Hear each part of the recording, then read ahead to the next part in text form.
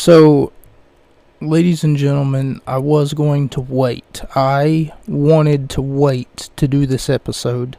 It is Friday, but usually I do it on Friday night. I decide to sit down, find a quiet spot, find a quiet time to really sit down and record this episode. No cuts, no edits, or anything like that. And if anything, for any apparent reason whatsoever, interrupts me, I stop the episode and I start again.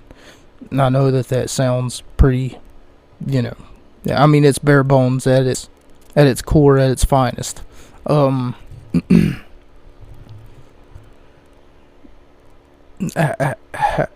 However, I kind of couldn't do this tonight. I just received a tweet as I was scrolling through Twitter, and I wish that I wouldn't have been scrolling through Twitter, because, ladies and gentlemen, I have some good news, but I have some bad news.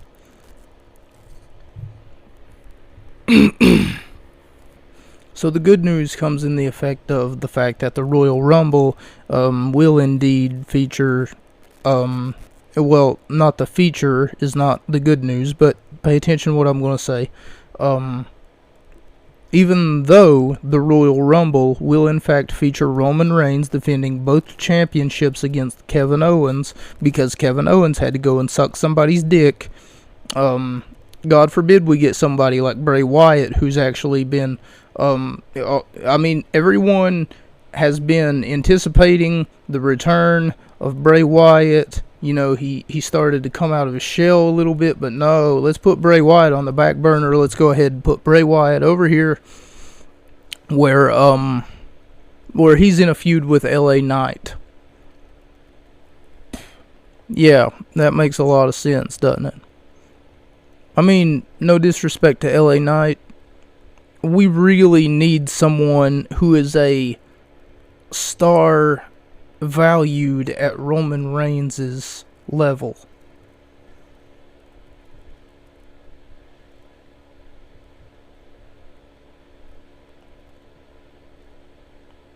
We really need someone.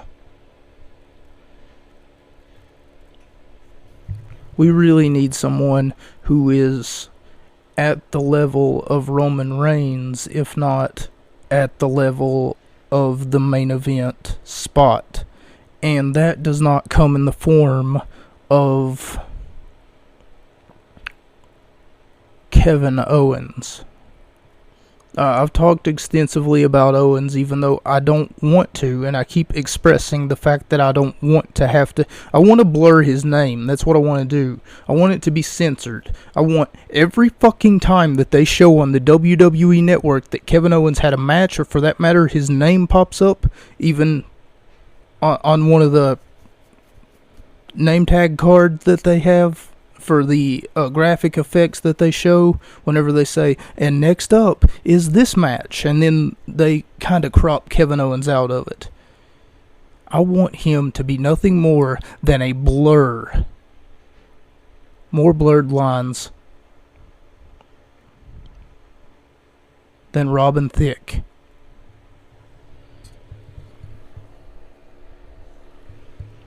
I hate this man so much, because he's done nothing to contribute to professional wrestling. He's not wrestled a 5-star match. He's not had some genuine reward that's actually been handed to him that he's actually earned, deserved, or for that matter, worked for. And that's what it means, earned. To earn your way to the top. And if he is being pushed to be the top of the mountain, then the mountain just got a lot smaller. I don't know how nobody else sees it. I don't know how nobody else, like, he acts like the fat kid at the pool who doesn't want to take his shirt off. No disrespect to fat people. If there's any overweight, obese people listening right now, and I don't have a discriminatory certain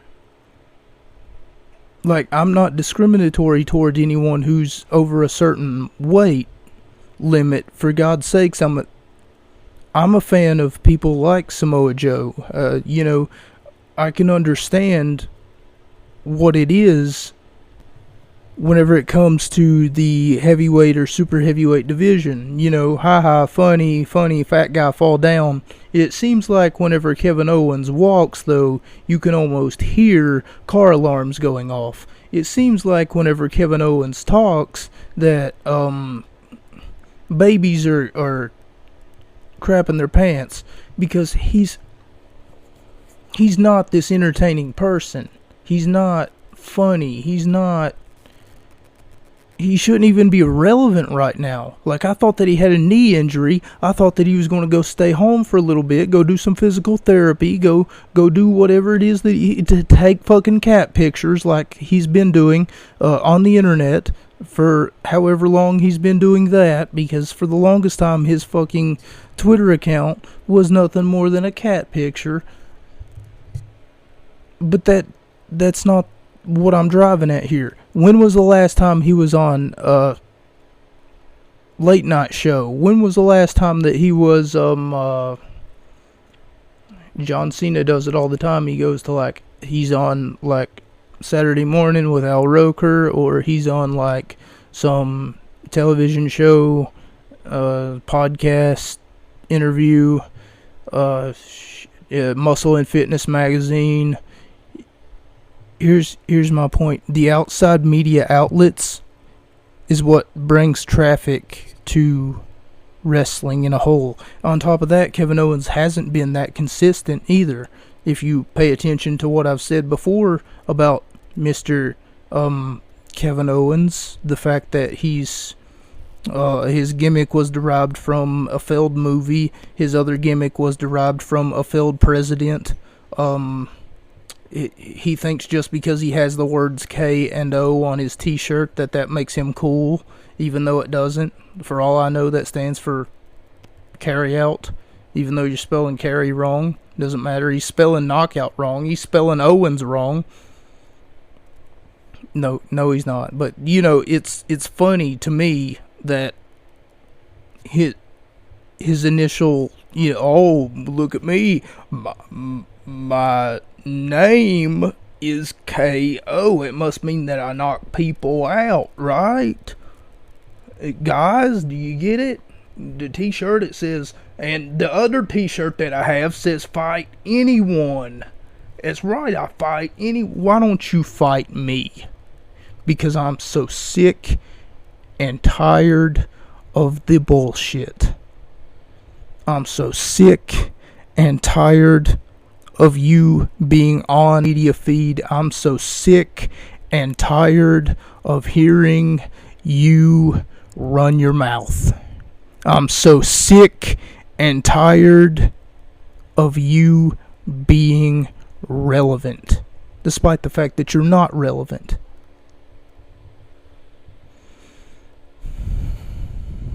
Look, I've already talked about Kevin Owens before on many different occasions, multiple different times, and I'm consistent with my answers. He's not funny. He's not entertaining. He's not some... I can't take him seriously as a professional wrestler. And I'm sorry that my voice doesn't overshadow yours. I'm sorry that I don't feel the same way that you do, but pay attention to what I'm going to say next, because it's going to blow you away. I have a passion for this business, in case you can't hear it. When Kevin Owens talks, he's talking like this. Can anybody hear me? My name is Kevin Owens, and I'm gonna be the next champion. He doesn't even deserve to be in the title picture, let alone the same conversation on paper, or for that matter, verbally, as Roman Reigns. Not to be a Roman Reigns dick rider here or anything like that, but the evolution of Roman Reigns is astonishing. And you can go on and say, oh, the only reason that they gave him the champion is because he come back from cancer, and it was supposed to be a feel-good story, but now everybody hates him. Yeah, for sure, everybody hates him. Everybody loved him whenever he had cancer, though. You know, despite the fact that they hated him before he had cancer, despite the fact that I loved him before he had cancer. Number one Roman Reigns fan right here. Okay? Pay attention to the news that I was referring to earlier. Sorry, I almost threw up in my mouth. Breaking: WWE planning Roman Reigns versus Sami Zayn at WWE Elimination Chamber. Told Roman versus Sami is 100% lock for EC, which is Elimination Chamber. Yet to be determined if for the one belt or both. More towards the breakup should happen tonight. Tonight is Friday night, Friday the 13th. So Sami's going to be kicked out of the Bloodline more than likely tonight on the episode of Friday Night SmackDown that they're going to host. But at the Elimination Chamber pay-per-view, where Roman Reigns should be defending one, if not both, of his championships inside of the Elimination Chamber against 5 other superstars, which would have been the best possible outcome for what I feel would or should happen, given the fact that we just looked at the Elimination Chamber, at least the one from 2006, at the New Year's Resolution pay-per-view, or Revolution pay-per-view rather. But that's the bad news, ladies and gentlemen. Regardless of the fact that I hate to spoil this for you, but Kevin Owens is going to lose at Elimination or at the Royal Rumble, and then for some fucking reason, Sami Zayn, after they turn on him, is going to get a title shot at Elimination Chamber. Why? Can we please get this through our thick skulls that Sami Zayn does not deserve, nor has he earned, a title shot? What has he done to deserve a title shot? Let's see. I mean, if we're looking at the grand scheme of things as far as consistency goes, technically he lost a match. He lost a tag team match with Roman Reigns against John Cena and Kevin Owens. So where exactly would that put him? Bottom of the line, back of the line, back of the card. You know, he shouldn't even be on a wrestling card, is my point. He should be flipping burgers at McDonald's. I keep zooming in on this fucking picture of this goddamn retard, and the only thing that I see is a big fucking nose. I don't mean to be racist here. Really, I don't. A big fucking nose like a Jewish person. Small little ears like that of fucking Pinocchio. Maybe I should have said big nose like Pinocchio. But I'm not trying to make any Disney references here. Hairy fucking chest. Hair that needs to be cut.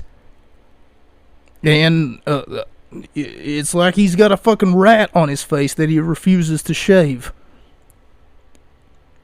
And he doesn't exactly look like a champion. He doesn't exactly look like he's in top physical peak condition. You know? Whenever you're a wrestling champion. Now, not to say that, oh, you should see my six-pack.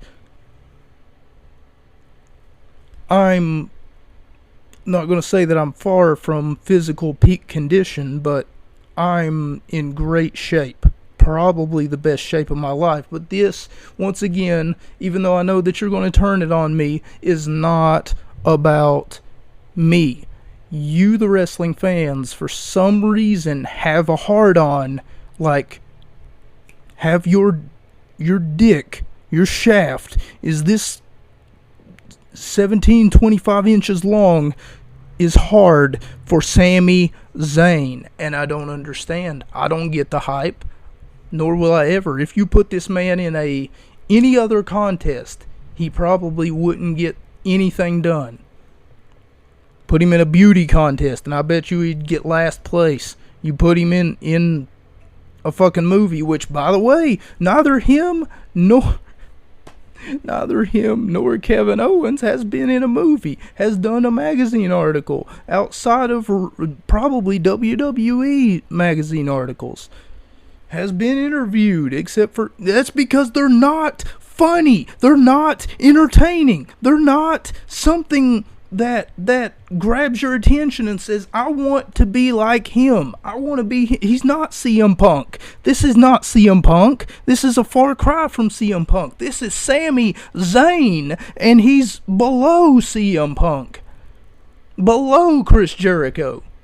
If he was anywhere else in the world, if he didn't get lucky, or if he didn't suck someone's dick, he would not fucking be here. He has no personality. And he has no reason to be a part of the bloodline. Ladies and gentlemen, my name is Mocha. I'm here to expose the cancer of professional wrestling. Thank you very much. My name is Mocha. This is the Gut Wrench Podcast. Cue the circus music. Oh, and get your shovel ready, because I'm about to bury somebody. 2 people, to be exact. And if I didn't already make it abundantly clear, yeah, I was here to bury them from the very beginning. Talked about them on my YouTube channel. I've talked about them extensively, and God forbid you go back and watch the first 2 videos that I did on my YouTube channel, where I had no personality whatsoever, just like Mr. Zayn here. I thought that I had to look fresh and proper and smell good for the internet. Anyway, today we're not going to be talking about Sami Zayn and Kevin Owens like the unofficial 63rd episode of the Gut Wrench Podcast. This is technically the 64th episode of the Gut Wrench Podcast. Thank you all for joining me. And if you stuck around for almost 20 minutes now and allowed me to tell you why Sami Zayn and Kevin Owens are nothing more than a travesty in the WWE, clowns. I know that I sound like Vegeta here, calling fucking, I don't want to call him Goku, but I guess to everyone else, I guess you could call him Goku. You know, Kevin Owens and Sami Zayn. I have yet to meet a person who doesn't like Sami Zayn or Kevin Owens. Not sure why. Anyway, today's episode, we're going to be looking at Final Resolution 2011. So, we're back on the hype train toward the whole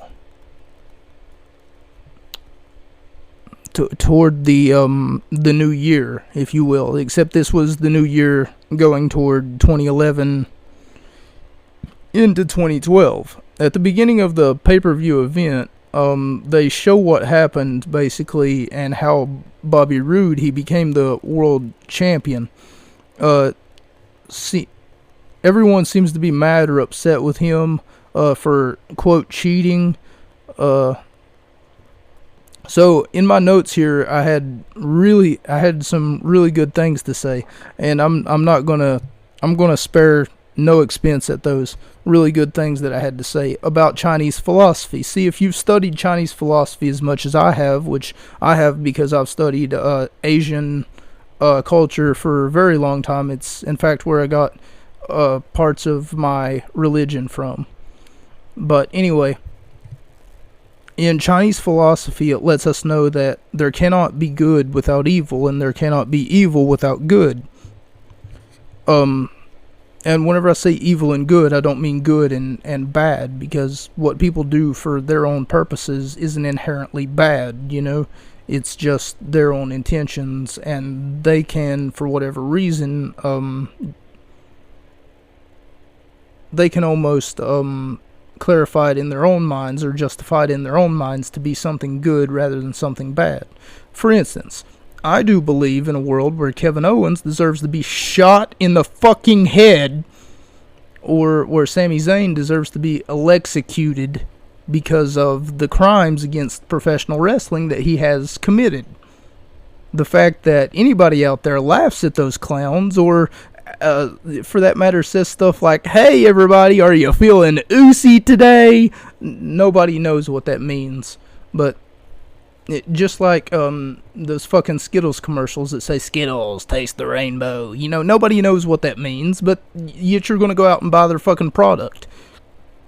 Nobody knows what it means to chew 5 gum, but yet everybody goes out and they'll experience what it means to chew 5 gum. And none of these plugs are sponsored, by the way. Neither Skittles. Thank God Sami Zayn and his merchandise, "Are you feeling oozy today?" is not sponsored. But Chinese philosophy, anyway, back to what I was saying, Chinese philosophy. There cannot be good without evil, and good and evil cannot exist. You know, one counterbalances the other. As a matter of fact, whenever I discovered my religion, my witchcraft, Satanism religion, I somewhat felt liberated. It made me finally feel free, like there was no chains on me. Talk about hell.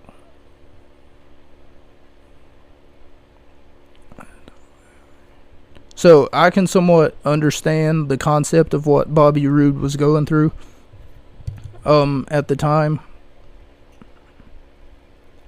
Pop up on my computer, no thanks. I can somewhat understand what Bobby Roode was going through at the time. He's talking about in his opening promo when he says, "It doesn't matter what you do to get there. What matters is that I'm at the top." They let his wife, they use his wife, if that really is his wife, as a person of interest to really drive home the story, because for whatever reason, I guess they go to his house, or they hire some lady to play his wife. I don't know who he's really married to, but this woman's name is Tracy Roode, and Tracy says, "Well, I've tried to leave messages at Bobby's phone, or whatever, you know, I've tried to leave voicemails, and we have yet to hear back from him, and I'm here with the kids," you know, and she shows these children who are obviously, it shows one shot of like 3 kids, right? They don't even blur the kids' faces. You know, it'd be like they'd go to school the next day and then be like, "Hey, Robbie, I seen you on TV last night."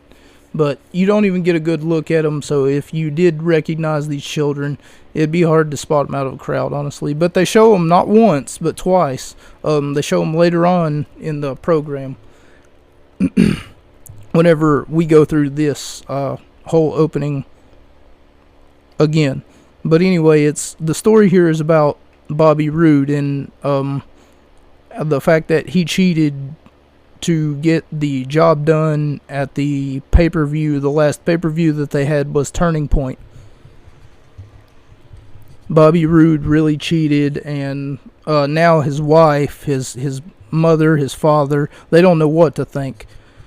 But it took Bobby Roode, according to him, 13 years to get to this point in his career. And he's not just going to let it go, or for that matter, it took him 13 years to get to the top, so of course he wants to keep it that way. raise him? Oh, yeah, his father says we didn't raise him to be a cheater, or for whatever reason, I think it's implying that it makes their it makes their last name look bad. You know, the Rude family makes them look bad. Dixie Carter is disappointed in Bobby Roode for cheating, which I don't see how your boss would be disappointed in you for cheating, as long as you got the goal that it was that you came to obtain. Unless it was like a contest or something. In this case it wasn't, it was just a wrestling match. And the only thing he did was he bashed his best friend in the head with a beer bottle while the referee wasn't looking. Is disappointed in Bobby Roode for cheating, and AJ Styles, a young AJ Styles, is calling him an asshole. Bobby Roode has yet to answer any of his family's text messages, emails. He's yet to answer any sort of voice messages, which I'm sure is a crock. You know, like, come on, you just don't. I cheated. Now I don't know. The wife though, she's really good. She's like acting like he's cheating on her in real life or something. They have left him messages on his cell phone. Bobby Roode's wife explains to their children. Yeah, she says, I don't know how to explain it to the kids that he's cheating. And then I'm like, he's not cheating. You don't understand. You don't have to explain that to your children. It's so funny. See, this is funny. This is lighthearted humor. This is what Sami Zayn and Kevin Owens will never be. They'll always be one thing, one word. Do you want to know what that word is? Mediocre. Bobby Roode calls himself the it factor of professional wrestling and the leader of the selfish generation. And I'm pretty sure I spelled shellfish generation. So keep that in mind.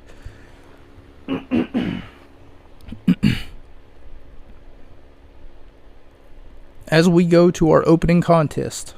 And yes, 30 minutes in. Practically 30 minutes into this podcast, and I'm getting to the opening contest.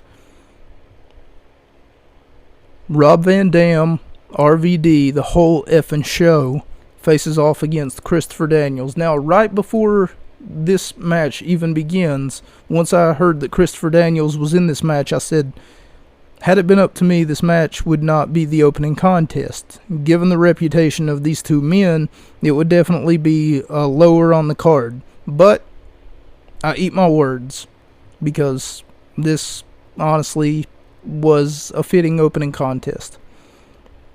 Before I see the match, I say that. And then we get Let's Go Hebner chants, which Earl Hebner is our referee. I'm not really sure why we're chanting for him, but that's fine. I guess. Nothing I can do about it. I mean, I'm not going to go on a 5-minute rant about how terrible Earl Hebner is at his job. Even though he's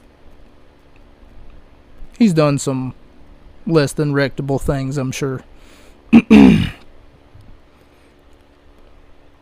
Daniels mocking RVD's Rob Van Dam taunt, and he looks toward the camera about 5 minutes into the match and says, "This face," I just hit my microphone, get out of my way. He goes, "This face built this place." Of course, something that AJ Styles would do later on in his career was after he beat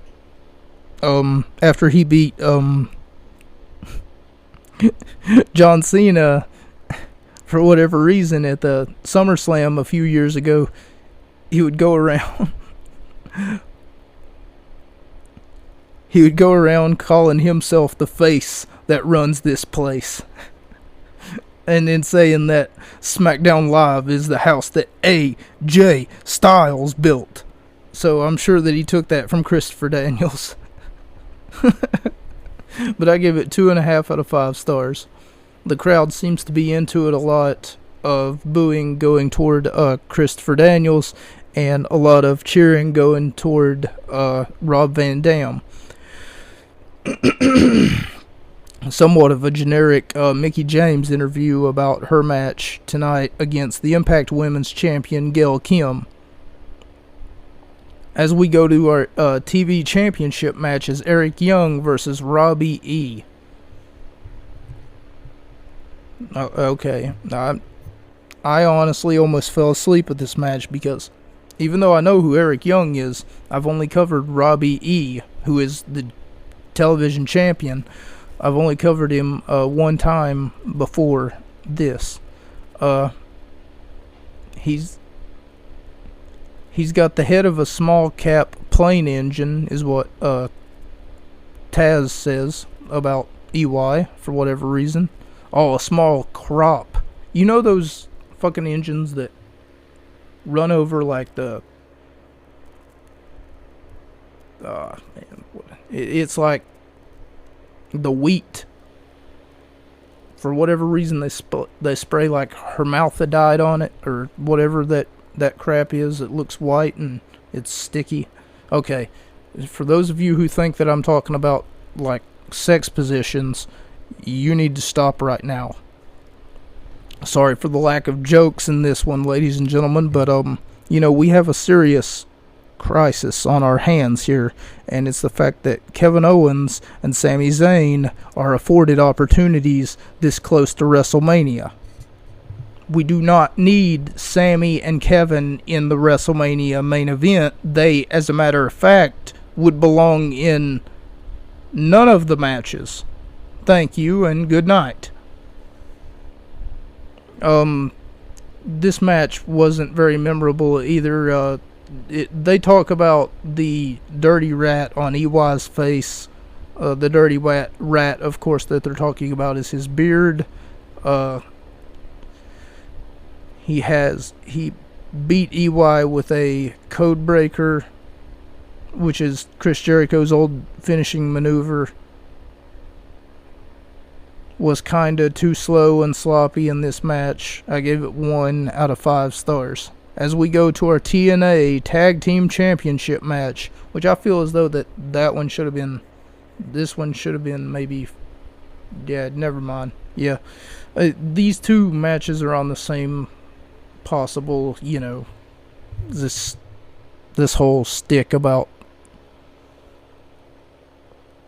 just everything about this is just slow. It carries on at times. Our champions, TNA Tag Team Championships, are on the line as the Pope and Devon Dudley, what a weird tag team combination, face off against Crimson and Matt Morgan. At times, this match moves at a snail's pace. It's entertaining, but not very fast, and it looks really choppy. Almost like some of them aren't in the right mindset, or they're missing their cues sometimes. JB with an interview to the challenger to the World Championship later on tonight. As JB interviews AJ Styles, and Styles doesn't have a lot to say. He's like just basically letting everyone know that he can go 30 minutes with Bobby Roode. That's no problem. He's like, I'm not at 100%. Yeah, you can tell Bobby I said that. You can tell Bobby that I said that I'm at 200%. As I stated before, though, I really wanted to wait until later on tonight to do this, because I felt as though that it would be a lot...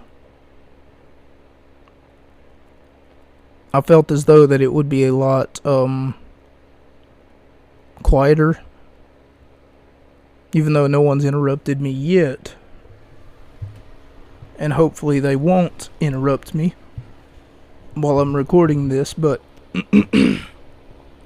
The point that I'm trying to get to is the fact that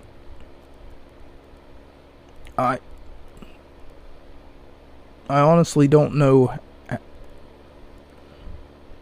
What do I gotta do? What do I gotta do to show you guys that Sami Zayn and Kevin Owens aren't up to par, so to speak, as far as professional wrestling world goes? Do you believe everything you read on the internet, or can you form an opinion of your own?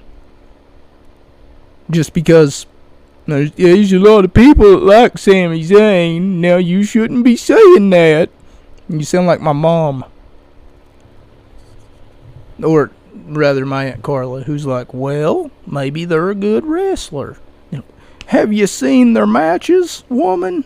No, you ain't. You won't sit down and watch wrestling. You want to know why she won't? She's too busy being on the phone, smoking a cigarette with one hand, and being on the telephone with the other one, talking to somebody that's like 25 years older than her, or 5 years older than her, so that, they can talk about, well, whenever I was taking Klonopin, my doctor told me that my blood sugar was through the roof.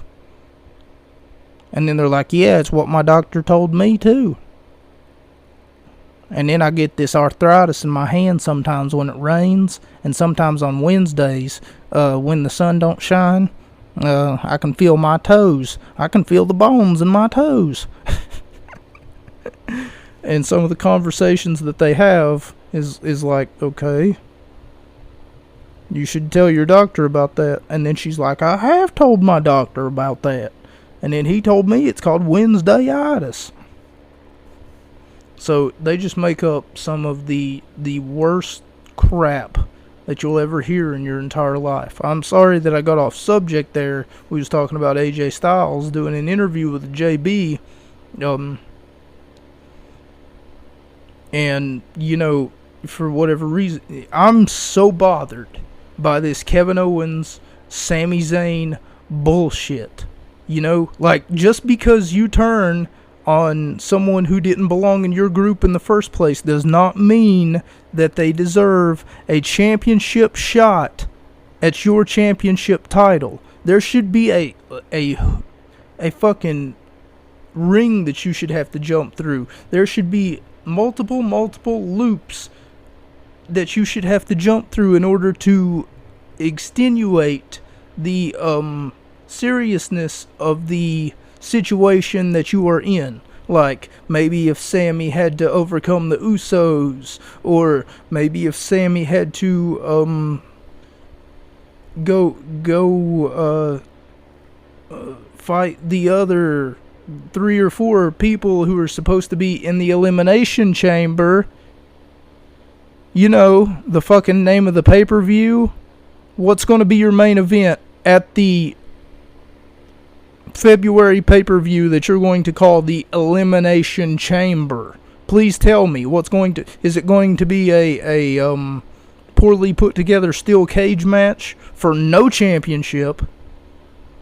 Just some fucking grudge match that you just thought up last minute? I got an idea.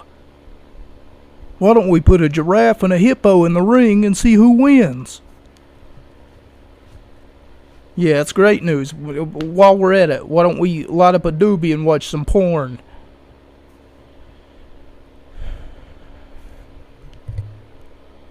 Anyway, AJ Styles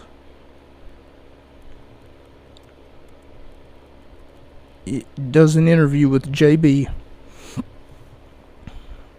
and he basically says, you can tell Bobby Roode that I'm at 200%.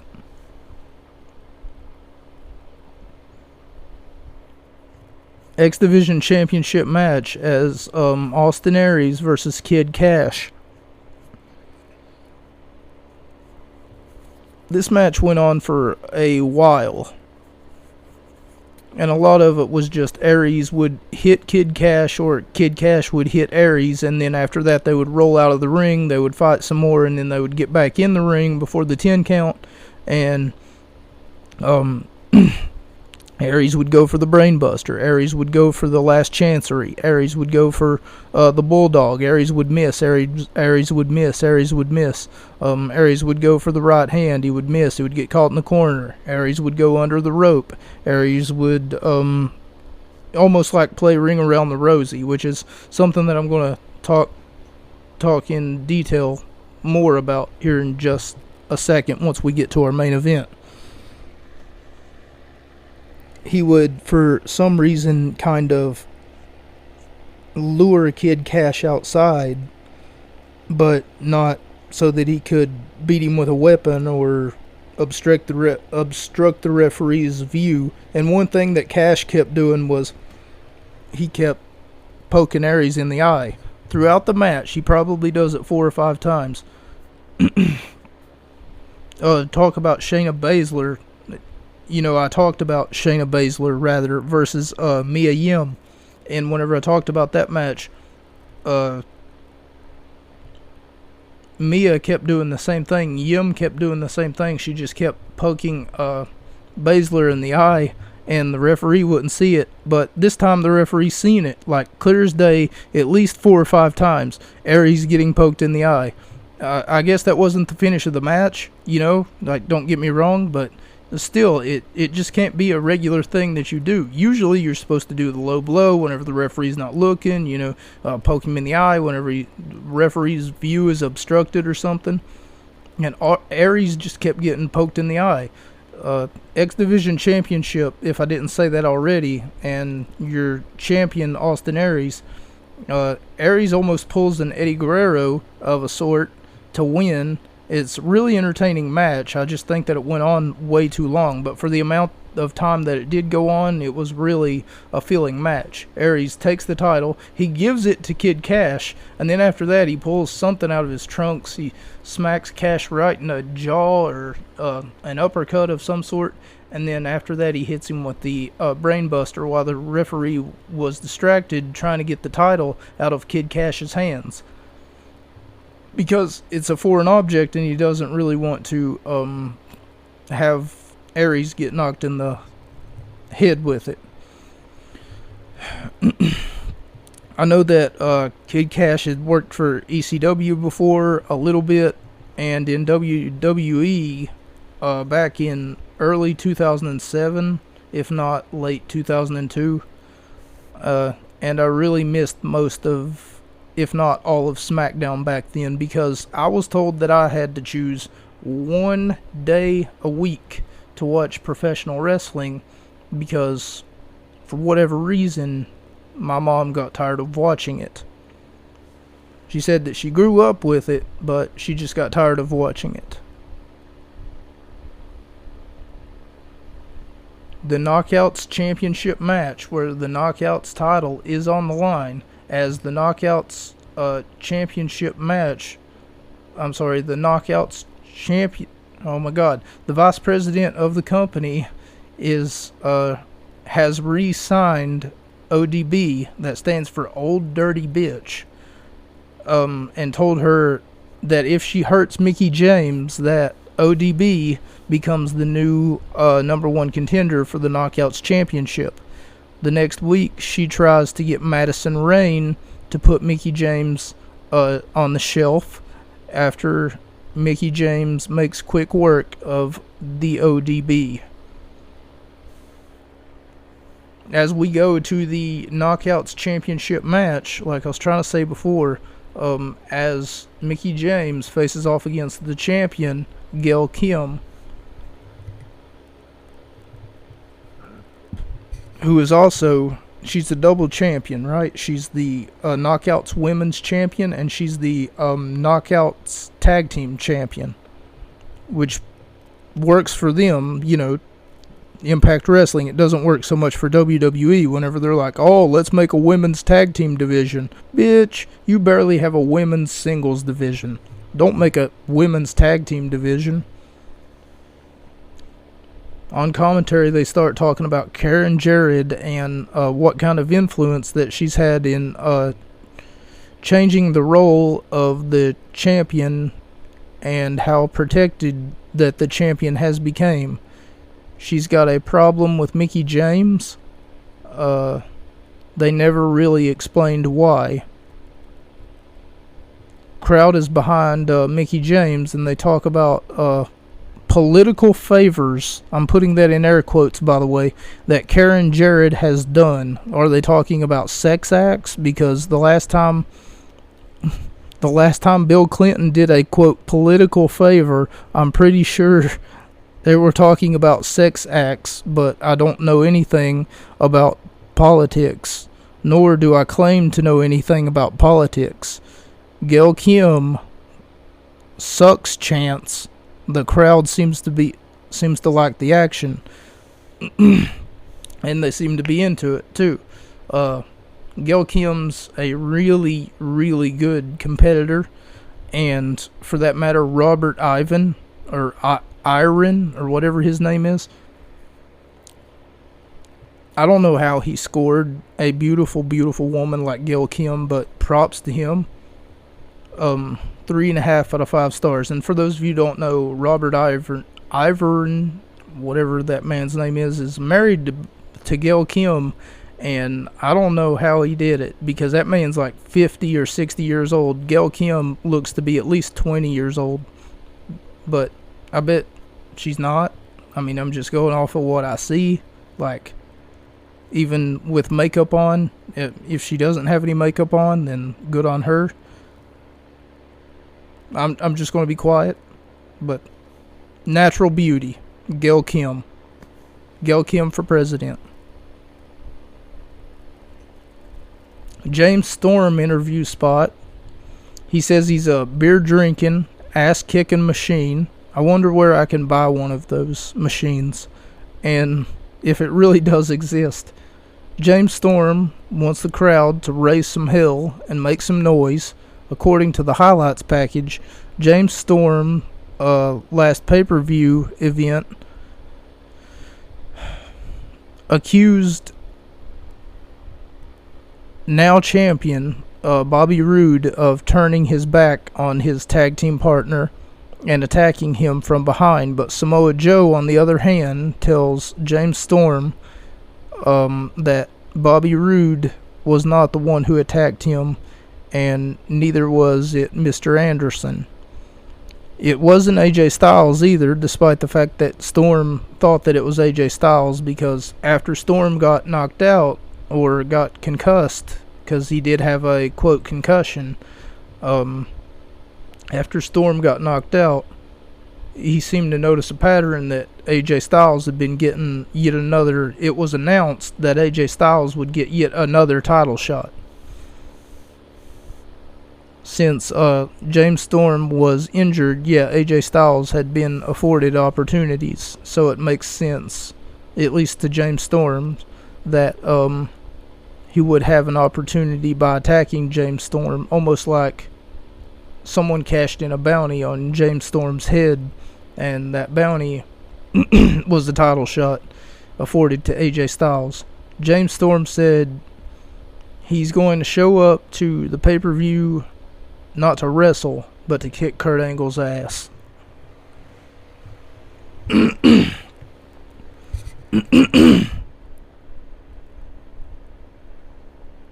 Oh, come on, you stupid son of a bitch. Hate people. Sorry, my computer wasn't working. Kurt Angle versus James Storm. Let's go Cowboy and let's go Angle chants. 3.5 out of 5 stars. The match was honestly didn't have that much validity to the story. Was all about who attacked James Storm, and not really about why they kept alluding to the fact that James Storm had a concussion thanks to Kurt Angle. They kept alluding to the fact that James Storm lost the heavyweight championship thanks to Kurt Angle, but storytelling looks sloppy and put together last minute.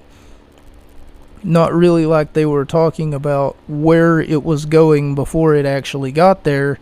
The wrestling match itself was really solid, nice back and forth elements at times, nice technical wrestling elements at times, and James Storm is a machine that was able to take all of the punishment that Kurt Angle could throw at him right back at Kurt Angle and win the match. He was extremely resilient. They kept bringing that up. The fact that James Storm is wrestling and he has a concussion. You know what I'd like to see? I'd like to see Kevin Owens wrestle when he has a concussion. Matter of fact, I wouldn't watch that match at all. Even if I had a concussion, I wouldn't watch that match. I would rather eat my cat's ass than watch a wrestling match with Kevin Owens in it. And I think you all would agree with me. I would rather sleep next to a dead body for 10 days. You know what? There's not even a number for the rest of my life than have to watch a Kevin Owens or Sami Zayn match. I would rather make out with a dead body. You heard me correctly. Stick my tongue down the throat of a deceased individual who had been dead for at least 3 to 5 business days.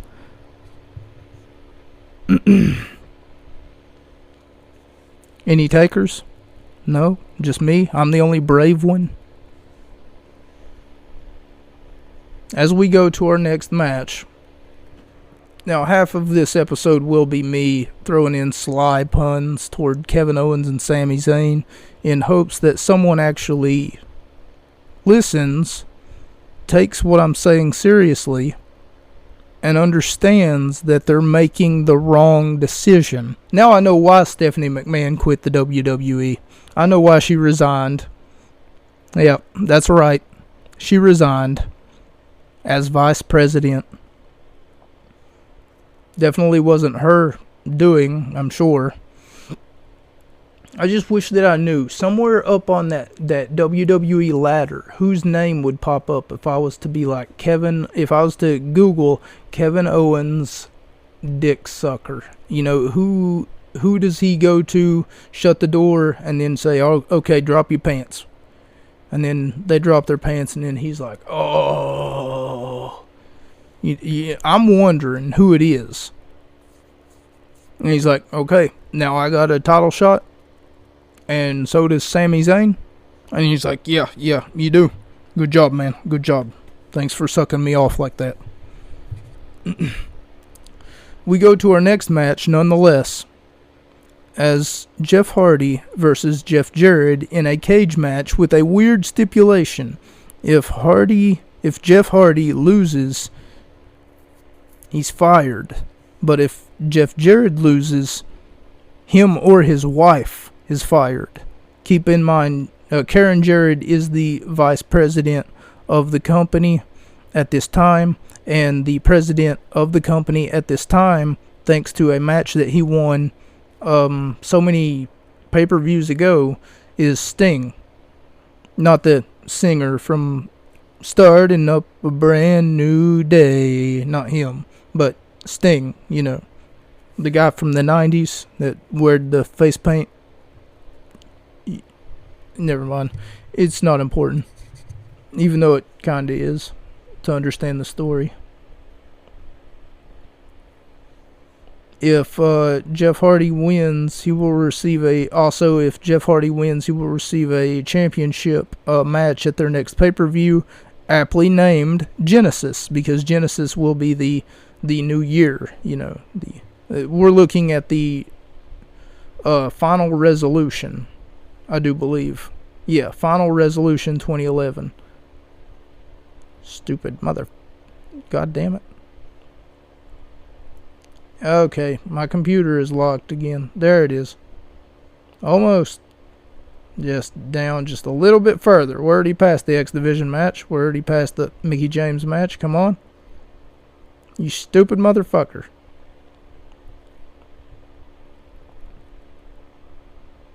Okay. Jeff Hardy versus Jeff Jarrett in a cage match with weird stipulations. him or his wife will be fired if Jared loses.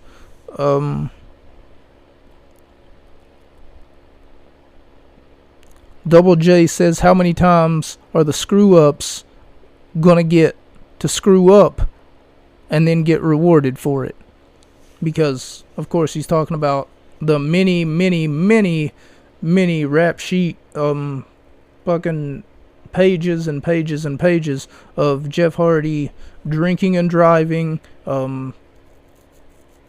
showing up high for work, or, getting DUIs and everything else that Jeff Hardy had done at this point in time. Now, I'm not really sure how many times that he had been arrested, but they alluded to it like it was more than once, or how many times that he had failed a drug test. Now, in WWE, they will do drug tests on you, like,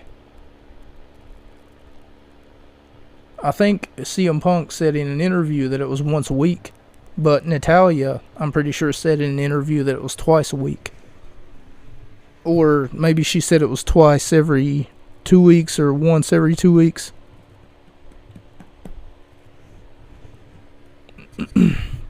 But anyway, cage match with a weird stipulation. How many times the screw-up's going to screw up? Referring to Jeff Hardy's multiple drug problems. This is how he's, that his reputation has had in the past. A swanton bomb that doesn't land from the top of the cage, which was one of the spots that took place inside of the steel cage. I gave it 2.5 out of 5 stars. Slow paced. Jeff Jarrett had ample opportunity to literally win the match, but showed like he was in no hurry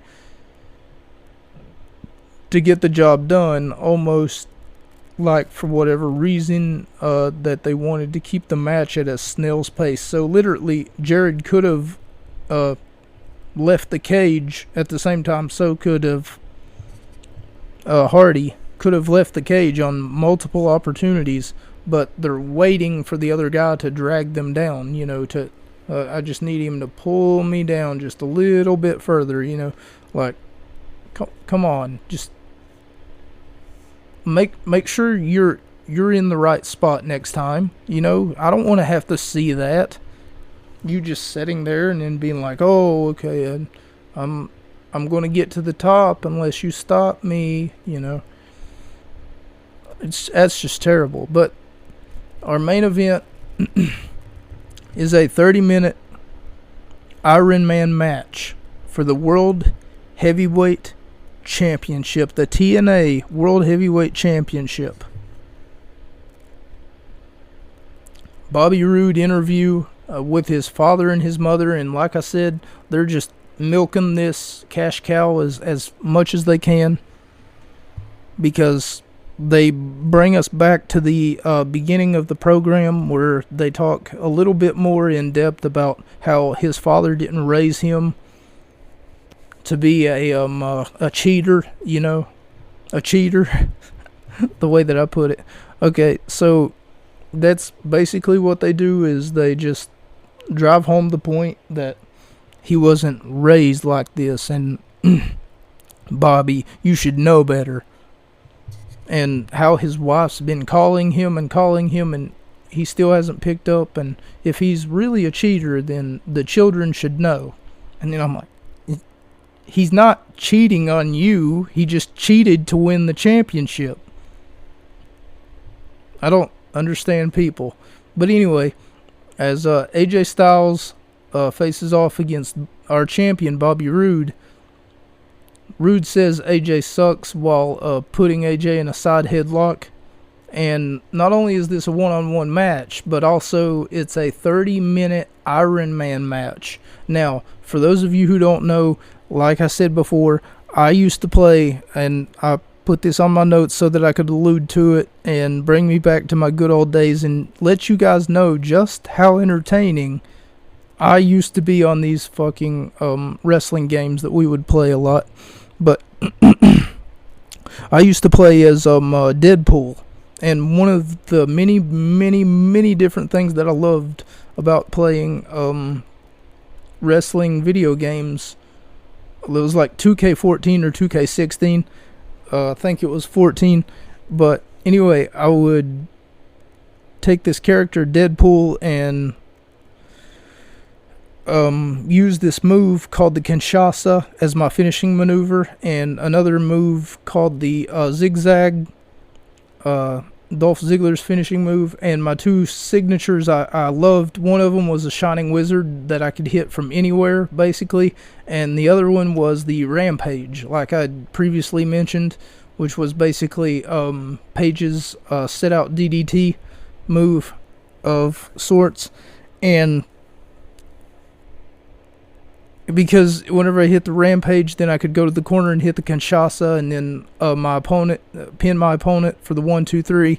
And then whenever I'm up on points, this is the point that I'm trying to make. An Iron Man match goes for 30 minutes to an hour, sometimes 15 minutes, or sometimes 5 minutes or whatever.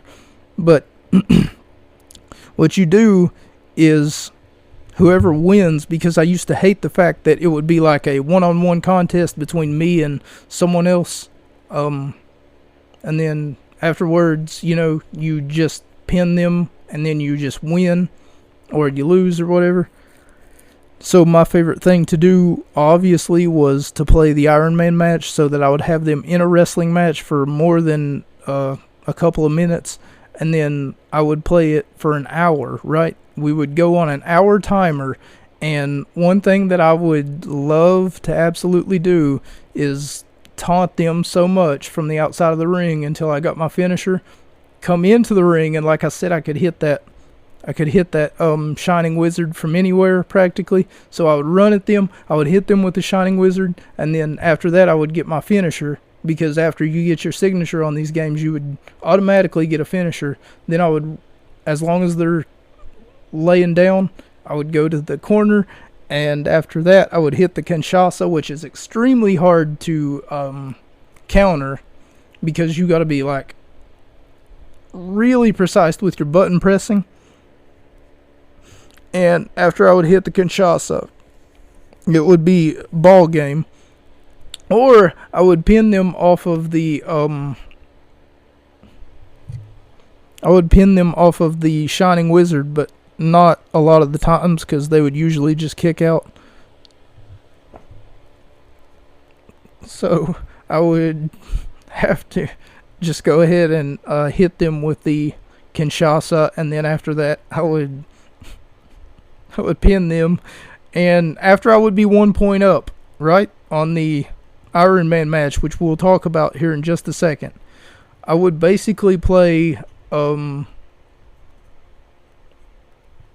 how do I say it? Keep away. Yeah, I guess that's how I would say it. I would play Ring Around the Rosie with them. This is what it says here on my notes. Tell everyone how you would play Ring Around the Rosie. So what I would basically do is, once I got 1 point up, I would, since there's no like stamina system or anything like that, I would go around the ring, because it's just one person and one other person. There's no way that they can corner me or anything like that. So I would basically run around the ring while they were chasing me, wanting me to get into the ring. And the thing that sucked was, like I said, there was an hour on that timer, and the referee would count to 10. Whenever the referee got to 10, I would be counted out, unless, of course, I got back in the ring. So every once in a while, I would have to get back into the ring in order to stop the count from counting me out. But I would be outside every other time, doing taunts and gaining momentum and stuff. But eventually, I knew that timer was going to hit zero, and I was going to be at least 1 point up. So sometimes I would wait for my opponent to not be, I would try not to make it so obvious, but I would run toward them and then either hit them with, like I said, the Shining Wizard, or another move that I maybe had, like a jumping DDT, or a chop block, or for that matter, something along the lines of a clothesline, I would try to make sure that they didn't, because if they reversed me, then I was in for a bad time. Let's just put it that way, because they would always make sure to throw me in the ring and move the match at their pace, and act like that they were top dog or whatever. It's so funny. The competitiveness of the WWE 2K games back then were so funny. And just the fact that all I had to do was knock them on their ass, get to the corner, and then hit the trigger button whenever I think, okay, they're about to get up, bam, Kinshasa, boom, right there, pin, 1, 2, 3, and then just roll outside the ring, and then just play the defense game. The thing that sucked was there was no option to turn the referee's count off, so there would always be, I couldn't play games without the 9, the 10 count.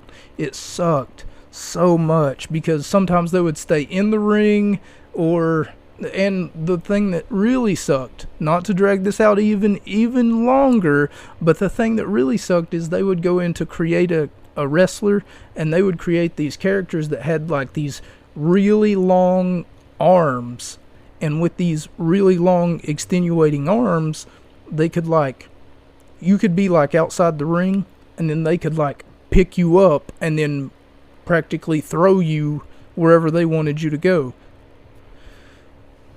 So that's the thing that really kind of sucked, even though they wouldn't have existential gripping power, not really, because so imagine I'm trying to pick up a solid object. I can't exactly do that, but what I can do is I can pick up that solid object for maybe 2 seconds and then throw it.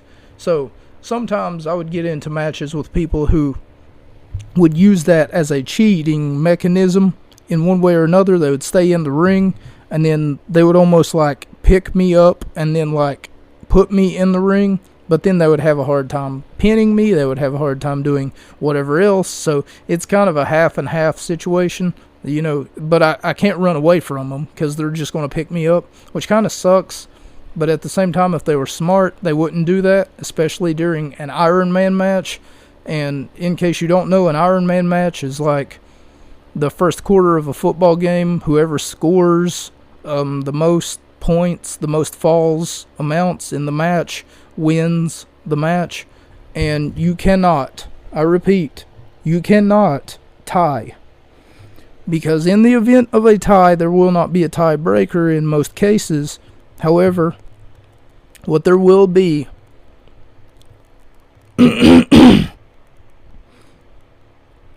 what there will be in the event of a draw, the champion will retain, because technically the champion did not lose their title. I would do my whole shtick wherever it's that time again, ladies and gentlemen, but unfortunately I think I'm going to put that on hold, and I do apologize, but it's because of the Sami Zayn situation. Now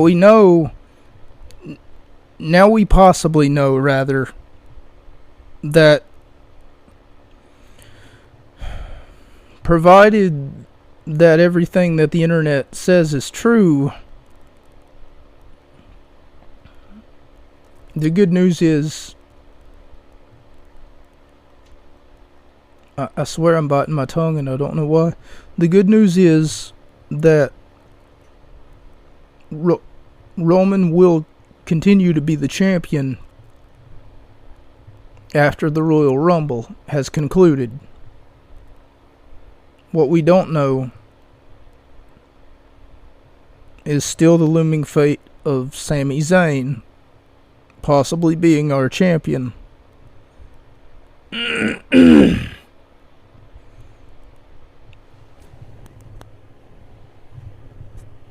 And if that happens, then I hate to say this on my podcast, but I might want to go buy some bleach and pour me a cup of it, because like I said before, I would rather do that.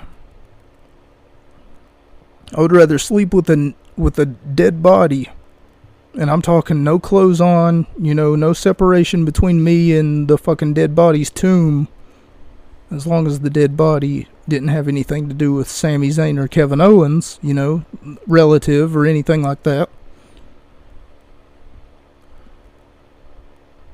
I would rather do practically any other activity than watch Kevin Owens and or Sami Zayn win a championship title. I've talked about this extensively on my YouTube channel whenever, of course, I did YouTube for a little bit. But ladies and gentlemen, this has been week 2 of a 3-week event. I do know that last week I did say a 4-week event, but unfortunately I'm not watching the Royal Rumble this week. Not this Royal Rumble right here, but practically what I mean is the Royal Rumble, as in any Royal Rumbles from the past as well, because I don't want to celebrate Kevin Owens getting yet another title shot that he does not deserve. Thank you all so much for joining me, and like I said, I would close the show out like I usually do, but unfortunately I'm not going to, because of, I guess you could say, celebration reasons. I feel as though that would be celebrating something that I do not want to celebrate. Thank you all so much for joining me. Good night, everybody, and that's a wrap.